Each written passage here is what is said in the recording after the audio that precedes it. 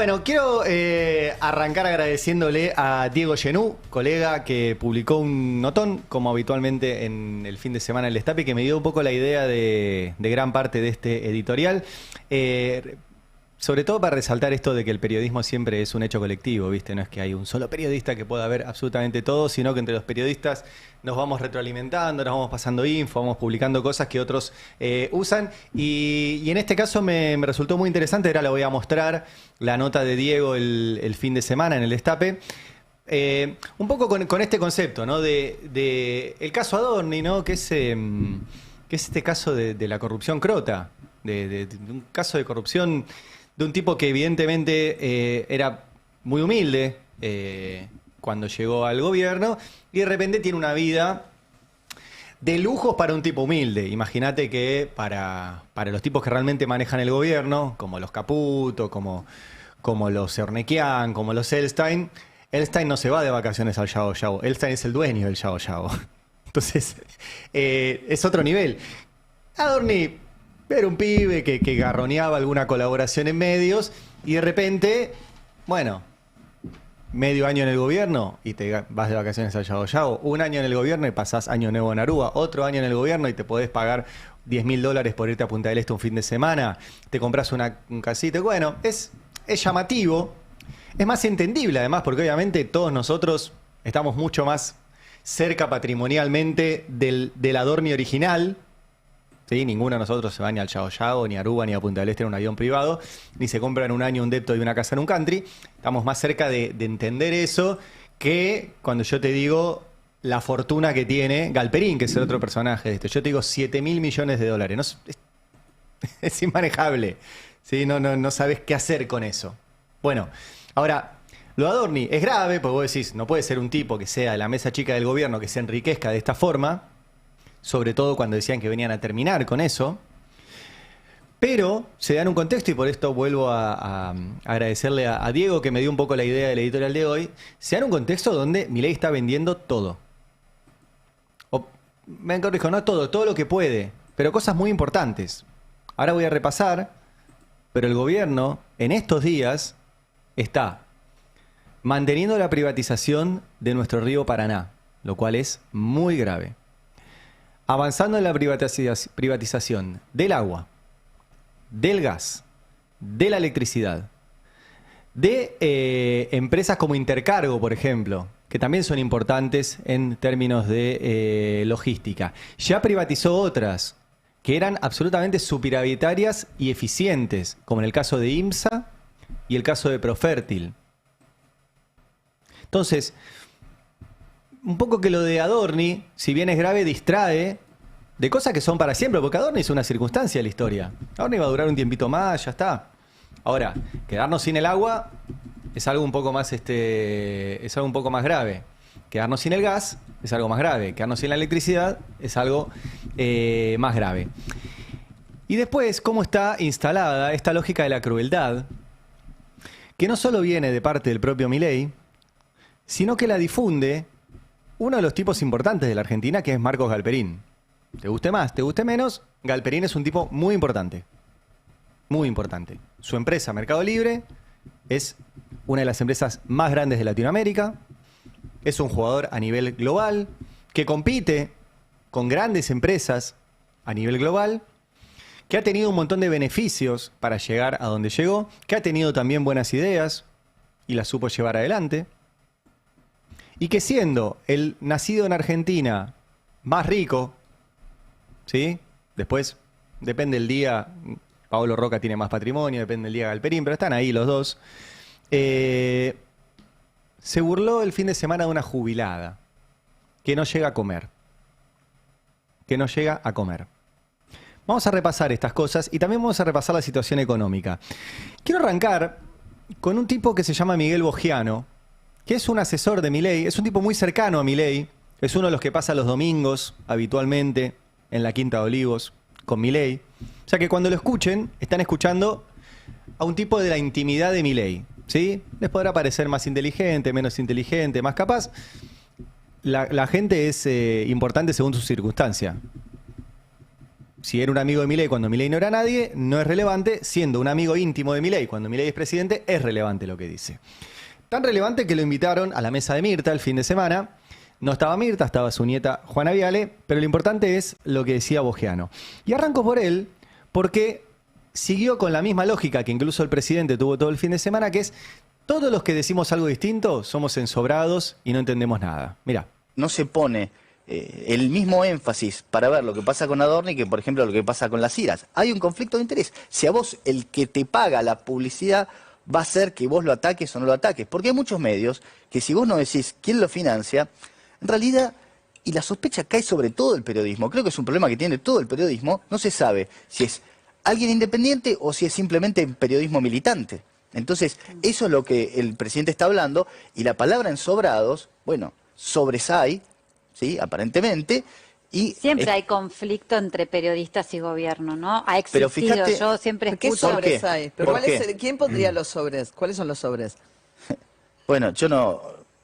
¿Quién pondría los sobres? Aquel que quiere que se actúe o se opere a determinada persona. ¿Existen sobres con periodistas? pero sobre, sí, lo que claro. queremos saber ¿Es quién? Claro. Claro. Yo creo que entiendo cómo funciona un sobre.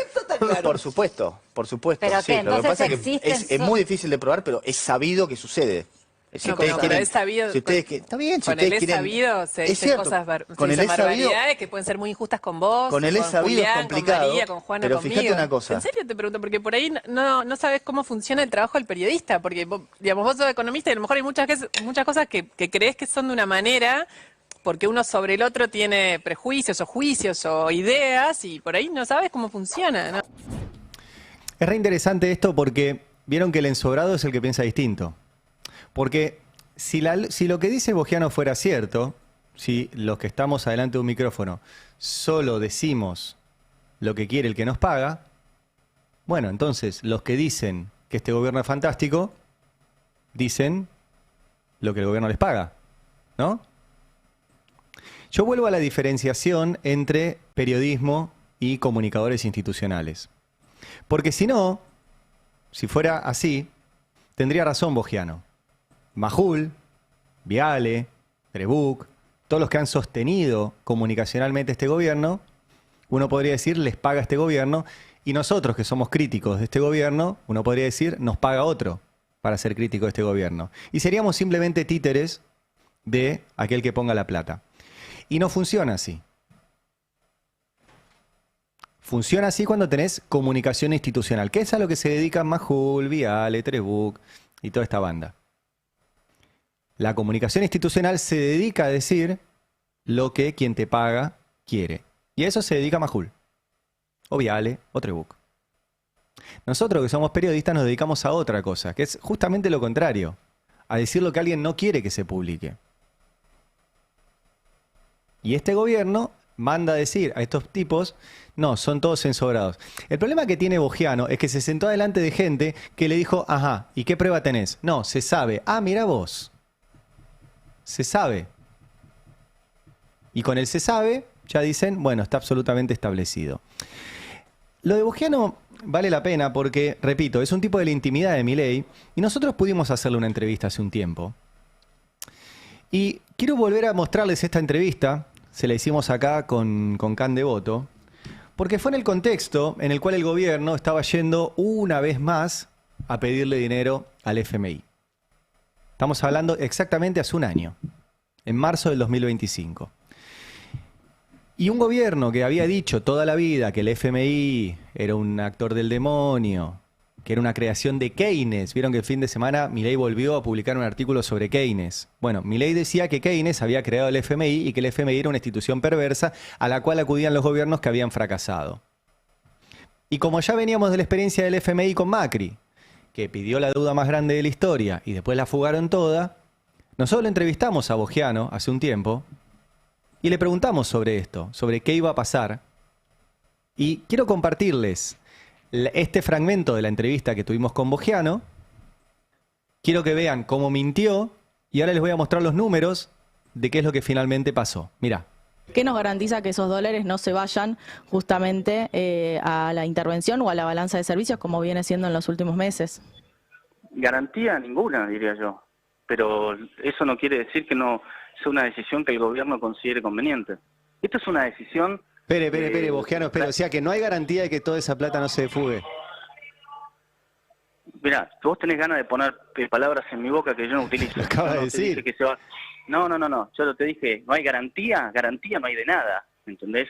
Ahora, Podría no creo haberla. que eso suceda, no creo que eso suceda. Es ¿Y una por expresión qué de- no pasaría? es una expresión de deseo. Por ahí la pregunta. ¿Cuál sería el argumento a ver, de por qué no sucedería? A ver, les voy a contar una cosa. Desde el primer minuto esta entrevista viene con muy mala predisposición del lado de ustedes. Están buscando atacarme en cada una de las cosas que digo. ¿ok? No, estamos Ustedes tratando me de están buscarle pidiendo lógica a lo que está explicaciones, ustedes me diciendo. están pidiendo Bojano, explicaciones a mí.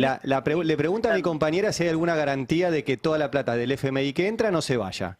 Y usted dice no hay ninguna garantía. Y yo le vuelvo a preguntar, garantía no hay nada, garantía de pero que la plata tampoco- que entre se vaya y usted dice no hay garantía. Pero no hay garantía tampoco en este momento, ¿entendés? ¿Cuál es la garantía? Lo que pasa es que hay que ver qué es lo que el gobierno decide hacer. Dudo que pase eso.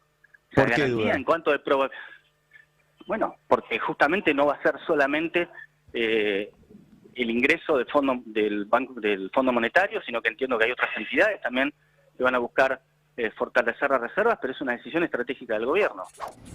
Ok. Entonces, el señor se enojaba la única vez que aceptó darnos una entrevista. Después nosotros lo llamamos y él no acepta. Porque él dijo, nosotros le preguntamos, conociendo la historia, ¿qué garantía hay de que toda la guita que entre el FMI no se fugue? Y él dijo, garantía ninguna. Dijimos, ¿cómo garantía ninguna? Ah, no, me están atacando. Bueno, evidentemente no había ninguna garantía porque se fue toda. Hay dos números del último informe del Instituto Argentina Grande. Uno es el balance cambiario. Bueno, marzo de este año registró la remisión mensual de utilidades y dividendos más alta de los últimos 15 años. Solo en marzo se fueron del país 876 millones de dólares. Solo en marzo. En cuestión de utilidades y dividendos, que es una forma que encuentran las empresas de contabilidad creativa para sacar la plata del país. Y vos me podrás decir, che, bueno, pero es solo marzo. Bueno, el mismo informe te muestra que desde el fin del cepo, que fue una de las cosas que celebró Milei, poner la placa siguiente, la formación de activos externos acumula 39.513 millones de dólares. 39.513 millones de dólares. O sea que la plata se va. Se va. Entonces, eso que decía Bojano, de no está garantizado, era cierto, no estaba garantizado, se va. Se va. Casi 40.000 millones de dólares de formación de activos externos durante este gobierno. Y estos datos del Banco Central, ¿eh? Datos del Banco Central. Entonces, cuando va después a los programas y dice que es todo culpa de los periodistas le hacemos preguntas. Y él lo que le pasó es que quedó expuesto porque no tenía cómo explicar que otra vez el gobierno iba al FMI y no tenía cómo garantizar que esa guita no se iba a fugar. Se fugó otra vez. Como siempre pasa. Y nunca queda un mango acá. Y no lo hicimos solo nosotros. Miren lo que publicó Bloomberg el fin de semana. Bloomberg es una agencia de Wall Street, del sistema. El último esfuerzo de Javier Milei por persuadir a los ahorradores argentinos a depositar su efectivo en cuentas denominadas en dólares está luchando por ganar tracción, lo que resalta la desconfianza única que los ciudadanos tienen hacia el gobierno y los bancos. Recuerden que el gobierno está todo el tiempo diciéndote, si tenés dólares abajo del colchón, dámelos. ¿Para qué los quiere? Y para que se los fuguen. O sea, que no alcanzó con la deuda con el FMI, con los repos, con los bancos, con el BID. Ahora encima quieren los tuyos. Los poquitos que juntaste. ¿Tenés 10.000 dólares? Dáselos a Caputo para que Caputo se les dé a sus amigos y los saquen del país. Ese es el personaje Bojano. Que salió muy maltrecho de la mesa de Mirta. Porque claro, una cosa es ir y decir cualquier pavada un domingo en Olivos. Otra cosa es sentarse... Estaba sentado con Luciana Geuna, con María O'Donnell y con Julián Weich. Y de ahí se fue. Caminando así medio torcido. Porque los datos son todos muy malos. Volvimos a tener récord en la morosidad, récord en las deudas. Otra vez. Récord de toda la serie. En febrero, la morosidad de la familia llegó al 11,2%. Y como ven en el gráfico, si están viendo, suben todos los créditos. Suben los créditos personales, suben hasta los créditos hipotecarios, que en general no se dejan de pagar porque, bueno, tenés tu casa que yo subió. Suben los créditos con garantía prendaria, sube la deuda con tarjeta de crédito. Todo sube. El crédito a empresas, todo sube, la deuda. Después, pon el siguiente gráfico.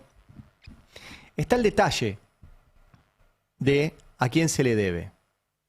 Y si ven acá, se le debe a todos, a los bancos y a los no bancarios, que son las billeteras virtuales, Mercado Pago, Ualá, todo eso. Ahora, si se fijan, los morosos dentro de los bancos son el 7,7%. O sea, la gente que le debe a un banco, el 7% no lo puede pagar.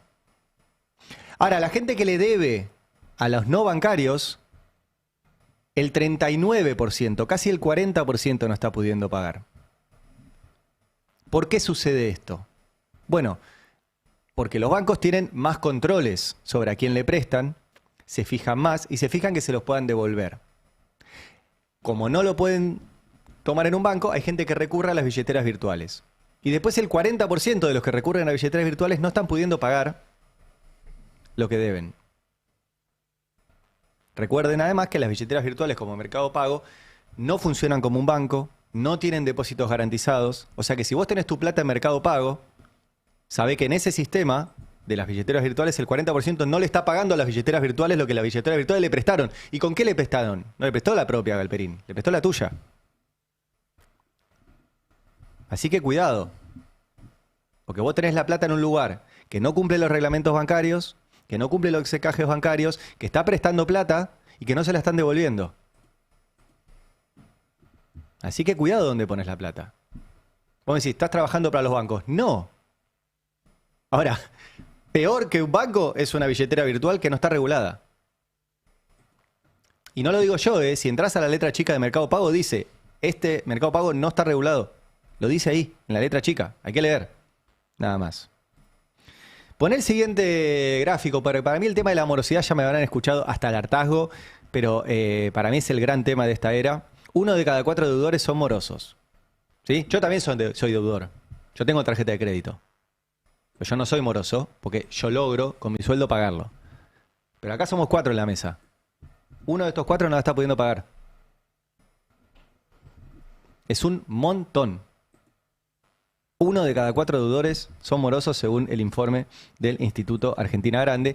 Seguí, pon el siguiente gráfico. Acá te muestra por provincia, lo cual es tremendo, porque te muestra primero el porcentaje de deudores sobre el total de deudores por provincia y después la tasa de morosidad. Y hay provincias que están devastadas, provincias, sobre todo el NOA y el sur, recontra en rojo. Recontra en rojo. Hay provincias donde 1/3 de la provincia está endeudado y no está pagando. 1/3. 1 de cada 3. Es tremendo. Y muestro un dato más, que es esta nota que salió en ámbito financiero, que dice que al 90% de los hogares le quedan menos de 60.000 pesos diarios para cubrir gastos fijos, según un informe.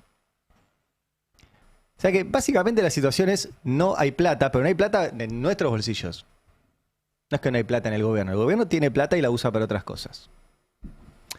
Y en este contexto es en que llega este tuit de Galperín riéndose de una jubilada. De una jubilada que fue entrevistada por TN y dijo esto, mirá. Cuénteme, ¿cuál es su noticia?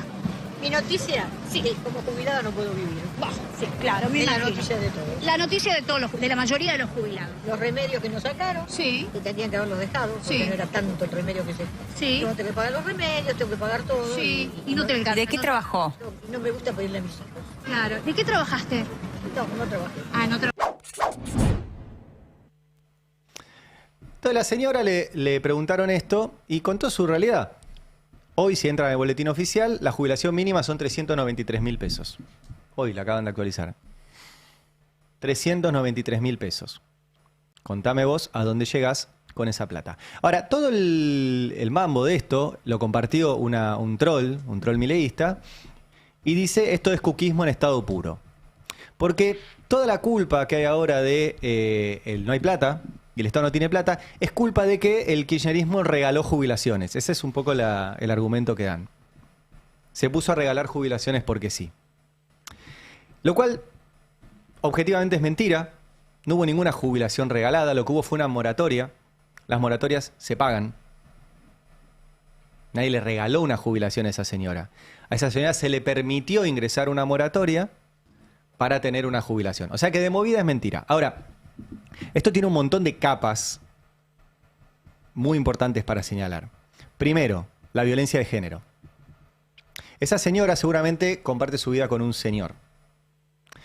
Y ese señor debe estar cobrando una jubilación de mierda también. Y ese señor ve en la tele, o ve ahora en las redes, que le dicen, vos cobrás una jubilación de mierda porque tu señora que está al lado tuyo se robó una jubilación. Esto lo explicó muy bien Marta Dillon, me acuerdo de un 8 de marzo que vino, no este, el anterior, que vino acá al programa y contaba esto, que esto fomenta la violencia de género. Porque le estás diciendo a todos los hombres que las mujeres les roban las jubilaciones. Que los hombres tienen una jubilación baja porque las mujeres que no laburaron les regalaron una jubilación y como tiene ella, la tuya es más baja. Eso sucede y va a empezar a suceder de adultos mayores, hombres, que se pongan violentos con sus mujeres porque les están robando la jubilación. Y digo lo de las mujeres porque la enorme mayoría de las personas que entraban a la moratoria son mujeres. ¿Y por qué son mujeres? Porque trabajaban como esta señora, en la casa. Porque hacían el famoso trabajo doméstico no remunerado, que es un montón. Un montón. Hacerte caso de una casa, de la limpieza, de los pibes, de la comida, de la logística, de todo lo que hace posible que el chabón salga de la casa y lo único que esté preocupado es en ir a trabajar y volver. Y después dice, no, la plata la pongo yo en la casa. Ah, mirá vos. ¿Y todo lo demás que no tiene un precio? Pues si todo en la vida tiene un precio, ¿qué precio tiene la logística de los pibes? ¿Qué precio tiene cocinar? Pues si no tenés que pagar a alguien que lo haga. Haz el cálculo. Contrata un chofer, contrata un cocinero, contrata un administrador de tu casa, contrata a alguien de limpieza. Y ahí vas a entender lo que laburó esa mina, esa señora en la casa. Y el aporte que hizo además a la economía. Porque no solo hace que todo se mueva, también va y consume, también va y hace las compras, también paga los servicios y también posibilita que el tipo vaya y trabaje afuera de la casa.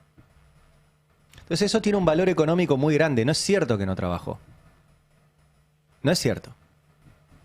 Cuento todo esto porque Galperín, que la única precaución que tomó en la vida es nacer en una familia rica, porque Galperín nació rico.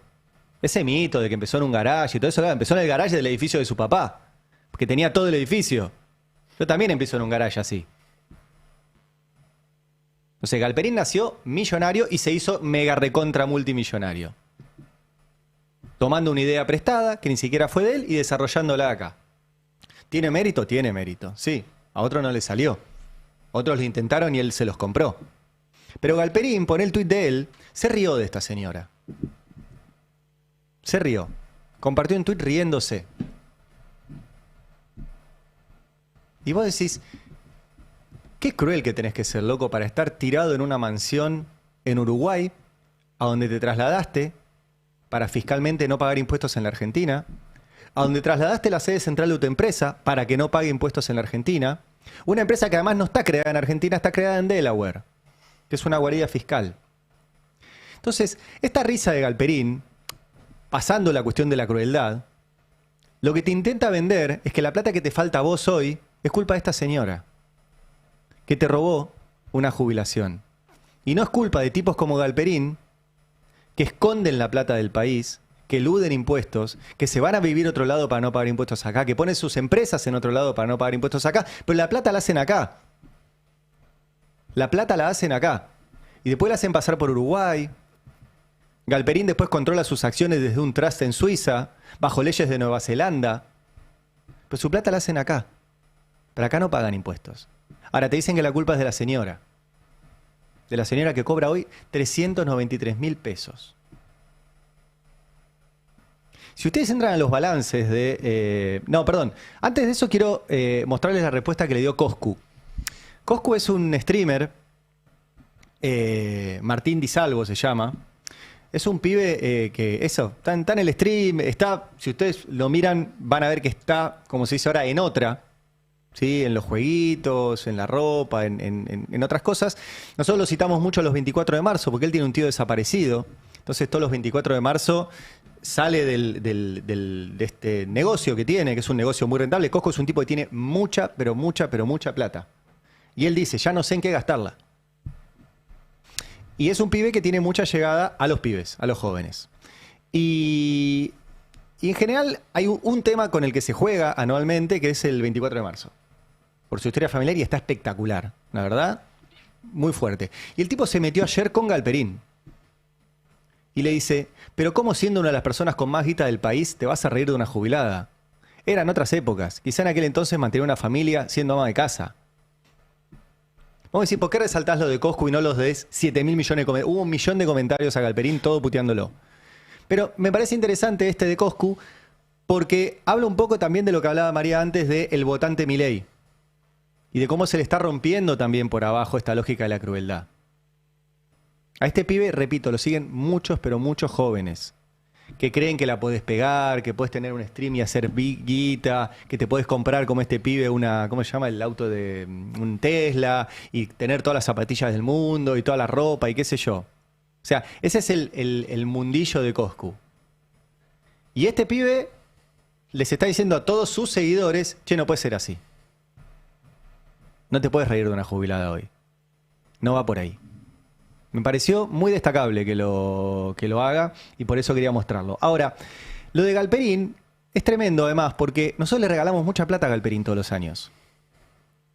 Si ustedes entran a los balances de Mercado Libre, como nos dijo Milei, que entremos a los balances, yo entré. Son públicos. Hay un documento como este, que se los muestro solamente para que sepan que no es un run. No es que se dice. Esto publica Galperín. Yo quiero mostrarles para que sepan que tengo el documento. Y dice... La promoción del régimen de economía del conocimiento en la Argentina. O sea, ¿cuánta plata el Estado argentino le regala por año a Galperín? Y le regaló, ¿sí? En 2025 $64 millones, en 2024 $33 millones, en 2023 $42 millones en una parte de esa promoción. En otra parte le regaló $17 millones el año pasado, 24 millones en 2024 y 67 en 2023. En total esto da $247 millones. 247 millones de dólares. Son 900.000 jubilaciones como la de la jubilada. A Galperín le regalamos 900.000 jubilaciones. Entonces, ¿quién se ríe? ¿Quién se ríe? ¿Y por qué se la seguimos regalando además? Pues esto se lo regaló, no es Milei este, Milei se lo mantuvo. Todos los gobiernos anteriores, el peronista, el macrista, el kirchnerista, todos le regalaron plata a Galperín. El gobierno peronista le mantuvo el monopolio del QR durante todo su gobierno. Para que el tipo pueda hacer esto en lugar de, por ejemplo, como hay en Brasil que existe Pix. Entonces Mercado Libre no te lo acepta nadie, Mercado Pago. Porque Mercado Pago te cobra una comisión y Pix es gratis. Y Pix lo hace el Banco Central brasilero. ¿Podía hacer el Banco Central argentino Pix? Podía. ¿Lo hizo? No. ¿Por qué le regalamos a Galperín 247 millones de dólares para que el tipo tuitee riéndose una jubilada que gana 393.000 pesos? Bueno, esa fue una de las cosas del fin de semana. Y les muestro también para que vean dónde está radicado. Acá está, esto es la tapa de las presentaciones de Mercado Libre. Como ven dice Delaware. Delaware es donde está registrado. ¿Sí? Eso es en Estados Unidos. Después la sede central está en la WTC Free Zone en Montevideo. World Trade Center es WTC, que es una zona franca para no pagar impuestos en Uruguay. Y el propio Galperín se mudó a Uruguay para no pagar él los impuestos patrimoniales en la Argentina. Les recomiendo mucho sobre esto un libro, ya se los recomendé muchas veces, que se llama La riqueza escondida de las naciones, de Zuckman, que básicamente, como su título lo indica, es ¿dónde está la riqueza escondida de las naciones? Y están tipos como Galperín, que la fugan, que la sacan del país, que la mandan a guardias fiscales, que no sabemos dónde está. Y que después se ríen de una señora que esos 393.000 pesos de mierda se los gasta acá. En pan, en un kilo de papa, en un poquito de carne si le alcanza para un espinazo, en eso se la gasta. Y paga los impuestos acá. Todo en blanco. Todo.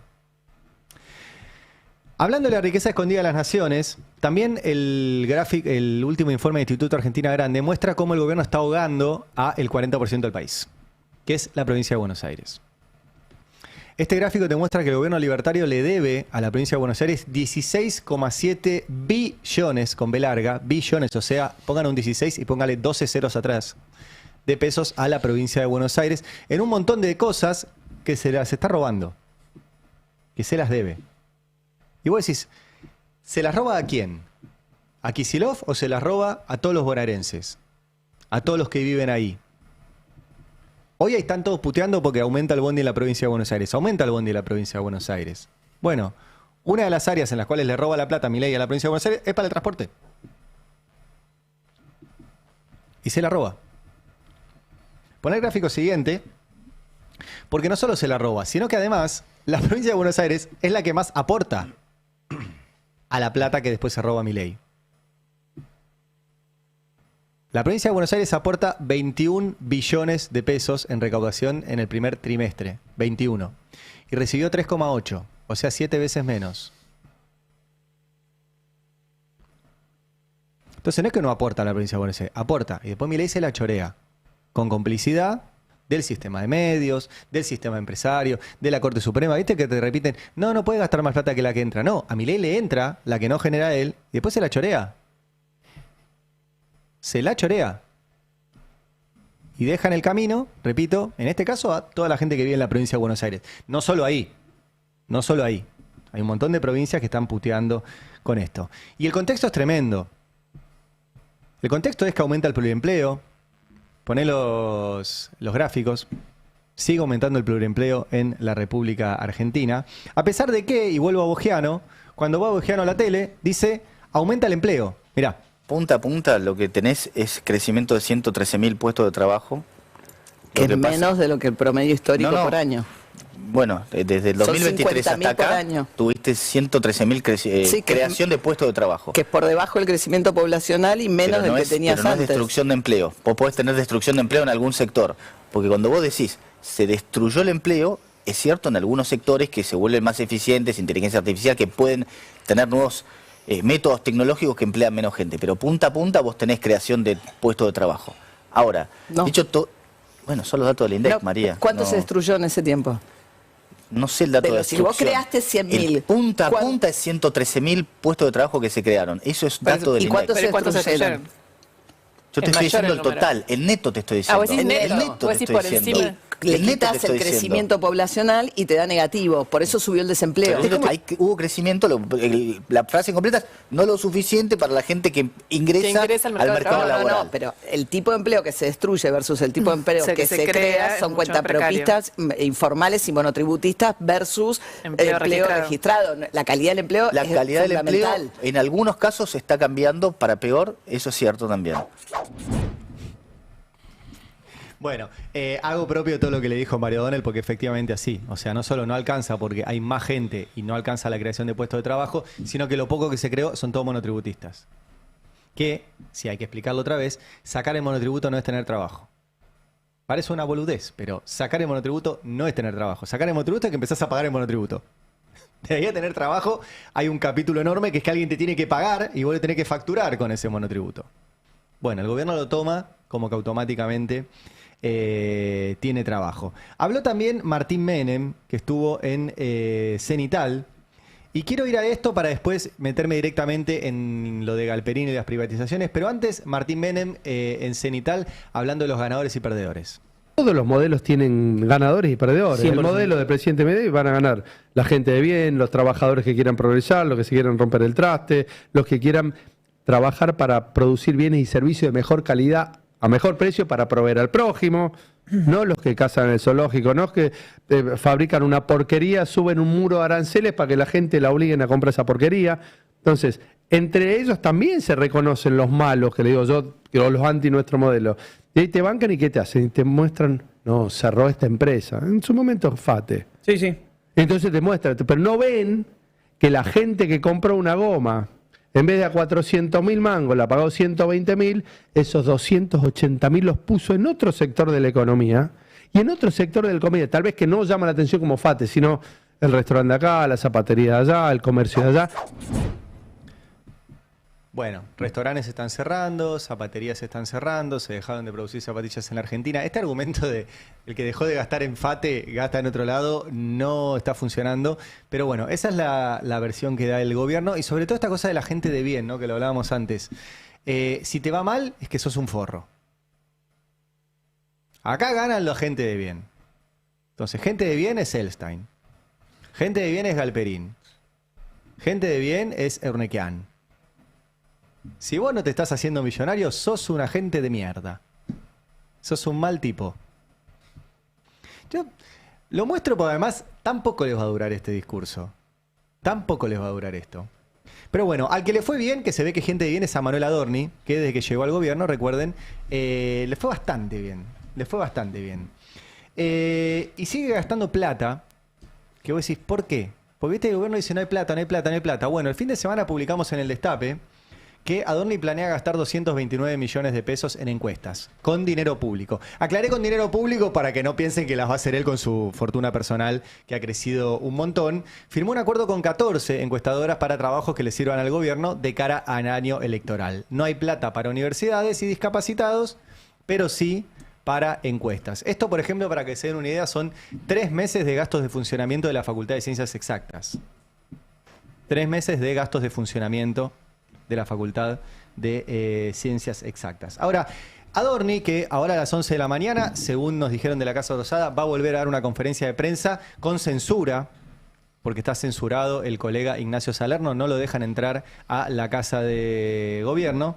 El otro día habló con Luis Gasulla y le dijo que todo lo que él hizo en este tiempo es personal. Mirá. Son viajes de índole personal, en carácter familiar, y para que mis hijos tengan unos días de vacaciones conmigo. Sí, no, obvio, se entiende que son personales. No puedo, la pregunta es si te arrepentís o no. No, punto final. Son personales y no me voy a arrepentir de brindarle a mis hijos y a mi familia unos días de vacaciones. Estamos todos locos. ¿De qué estamos hablando? No hay que... los temas personales son temas personales. Y yo no tengo nada que ocultar. Y va a quedar demostrado que todo está justificado y muchos se van a haber comido la curva. Guarda, porque han mentido mucho, ¿eh? ¿Por qué? Han mentido mucho. Y te digo más, te digo más. Te diría que todos sabían cómo es mi vida. Vos decís Yo no oculté nunca nada. Bueno, el tema es que mintió por todos lados. A Majul le dijo que solamente se había tomado 3-4 días en febrero de este año para ir a Punta del Este con sus hijos y después encontramos por lo menos 2 viajes más. Por lo menos 2 viajes más. Al Yao Yao a los 6 meses de asumir, que es muy caro, y a Aruba al año de asumir. Y capaz que hay más. Nosotros no tenemos más y es más, hemos mostrado cómo mentía Nicolás Wiñaski al publicar un viaje a Río de Janeiro mientras Adorni estaba dando conferencias de prensa en la Casa Rosada. Porque Wiñaski fue siempre un mentiroso. Así también publicaba cosas sobre Cristina. Entonces, no lo sigan, qué sé yo. Pero era re fácil de chequear. Ahora, Adorni estaba diciendo esos días en la Casa Rosada que los jubilados presentaban radiografías de perros. Era mucho peor que irse a Río de Janeiro. Mucho peor. Y se callaron la boca sobre todo eso. Y después mienten con viajes para ensuciar el resto de la investigación periodística. Nosotros ya publicamos los viajes que sabemos. Ahora salió el fin de semana. ¿Cuánto gastaron en la escapada a Yao Yao? Lo publicó La Política Online. 9 millones de pesos en su escapada familiar. A Bariloche cobraba 3, o sea, se gastó 3 meses de sueldo en una semana. Yo qué sé, no dan los números. La verdad que no dan los números. Pero bueno, si Adorni quiere decir que seguimos mintiendo, es otra cosa. Ahora, todo el discurso del gobierno era, como hay deuda y como el gobierno anterior dejó un montón de deuda, ahora tenemos que privatizar. Es más, Martín Menem, en la entrevista que le hizo Jagroski, escuchen lo que dijo de la deuda. El TEP 14, perdón. Gastaba 150 pesos por mes y le entraban 100.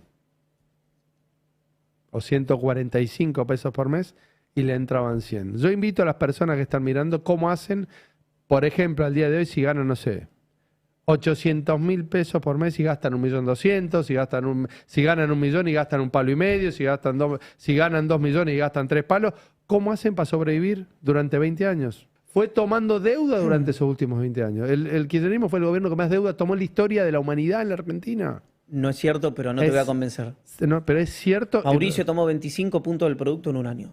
Deuda en dólares. Es genial que si Menem pudiera pensar lo que dice, descubriría la diferencia entre una casa y un país. Curiosamente, lo que puede hacer un país es imprimir. Y vos en tu casa no puedes imprimir billetes. Entonces, simplemente pensando eso, te das cuenta de la estupidez de comparar que en tu casa no podés hacer lo mismo que en un país. Igual es falso, y estuvo muy bien Iván Jagroski que le dijo, mirá, es falso. O sea, el tipo que tomó deuda fue Macri.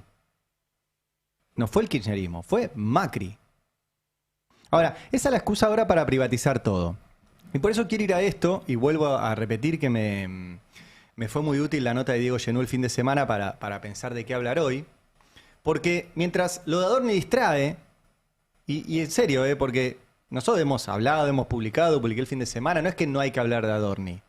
Ahora, Adorni comparado con privatizar todo, bueno, las magnitudes son distintas. Poné la tapa de la nota de Diego Genú, la imagen número 38, que es esta, los datos de la corrupción estructural y el riesgo de un nuevo de la Rúa. ¿Sí? Mientras el caso Adorni se lleva la marca, Milei reparte negocios entre amigos y el embajador de Trump interviene cada día más, en la política argentina. El interés de las empresas estadounidenses en la licitación de la hidrovía, una concesión billonaria a 25 años y varias cosas más.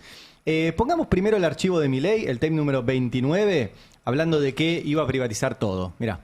La idea es, mira, todo lo que podamos privatizar, lo vamos a privatizar.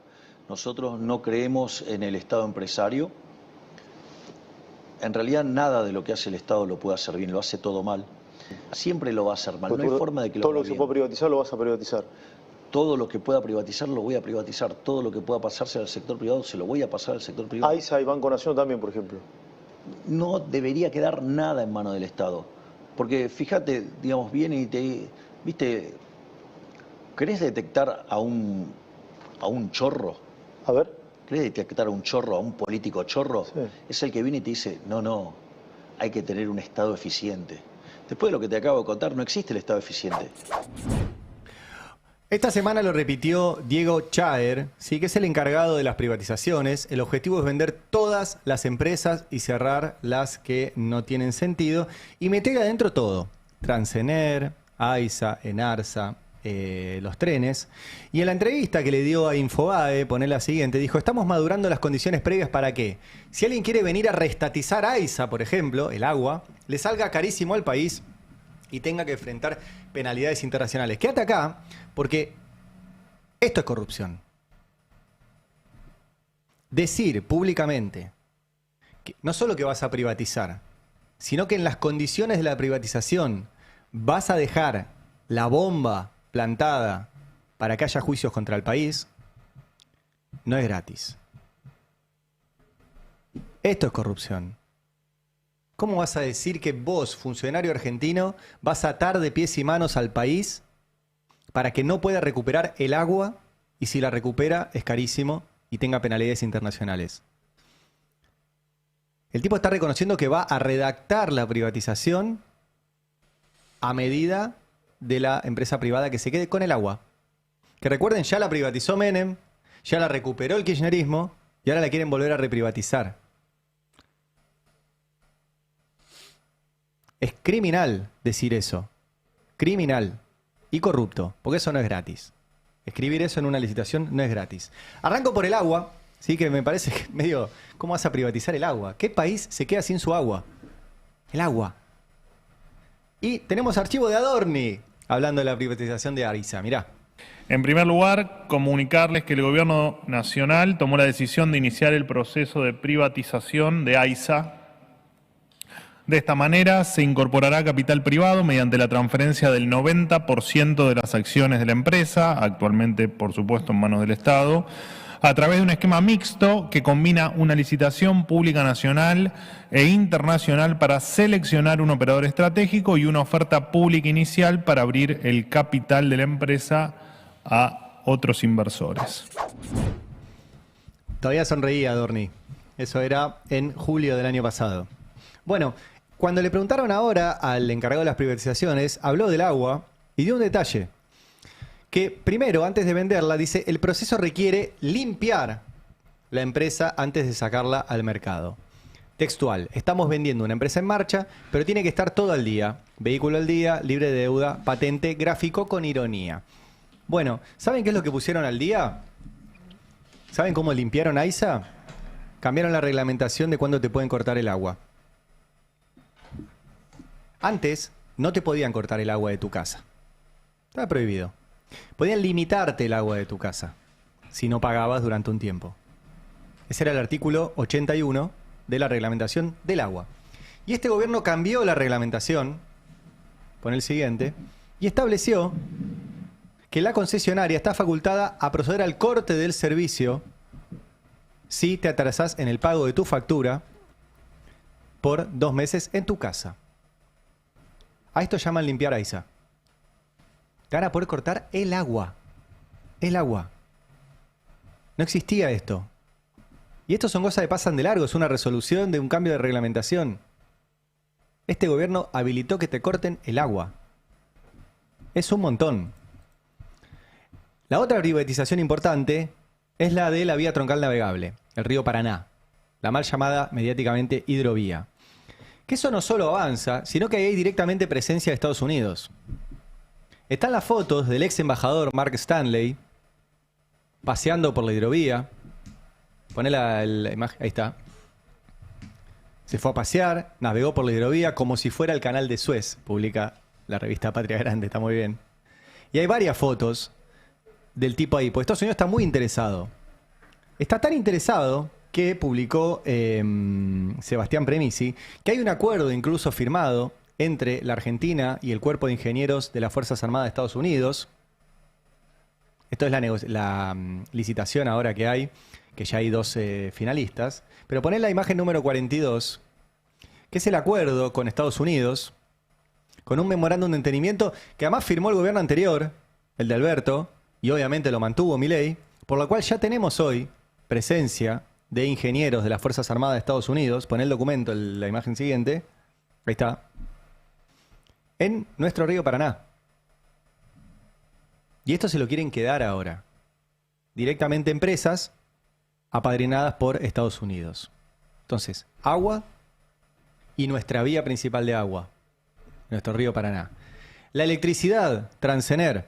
La semana pasada el gobierno vendió su participación en Transener y se la entregó a los hermanos Neus en un procedimiento, estoy leyendo la nota de Diego Genud, escandaloso, que incluyó el apagón de la plataforma a contratar y a precio de remate el 50% de una de las empresas más importantes del país. ¿Por qué? Porque Transener es la principal transportista de energía. Transporta el 85% de la energía por todo el país. Y la regalaron. La regalaron a la familia Neus y a Jorge Brito, que mirá, curioso, dice Diego Genud. Brito se queda con un activo de altísima rentabilidad gracias a Milei, mientras su nombre circula como rival de Axel Kicillof en una interna ampliada del peronismo. Regalaron la electricidad. O sea que es agua, río Paraná y electricidad. Y la excusa, dice Milei, es no son rentables, el Estado es malísimo. Es mentira. Una de las primeras cosas que privatizaron es Profértil. Profértil, sigo con la nota de Diego Genud, era la planta de fertilizantes de YPF, que Horacio Marín remató antes de la guerra sin justificación y Adecoagro compró en oferta. Adecoagro es una de las principales empresas del mundo, su dueño es Mariano Bosch, ¿sí? Y se quedó con la principal productora de urea de la Argentina y ganó millones desde que empezó la guerra en Medio Oriente. ¿Por qué? Porque de Oriente viene la urea. El 60% de la urea que se utiliza en nuestro campo venía de allá. Adivinen quién hizo más plata. El que se quedó con Profértil. Y esa plata la hubiera hecho YPF. y la regalaron.